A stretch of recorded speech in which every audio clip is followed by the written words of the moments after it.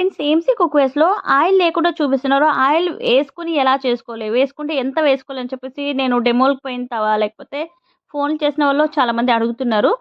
చాలా సింపుల్ అండి. ఒక్క టేబుల్ స్పూన్‌తోనే చూడండి ఫ్రైడ్ ఆనియన్స్ చేసుకోవచ్చు. దాంట్లోనే బగారాన్నం చేసుకోవచ్చు. ఆ రైస్ పక్కన పెట్టేసుకొని దాంట్లోనే ఆయిల్ ఏమి వేయకుండా మనము బిర్యానీలు చేసుకోవచ్చనమాట. నేను రొయ్యలు బిర్యానీ చేశాను. ఫుల్ వీడియో నేను అప్‌లోడ్ చేశాను చూడండి. ఆయిల్ తక్కువ వేసుకొని ఎలా చేసుకోవాలని చెప్పేసి.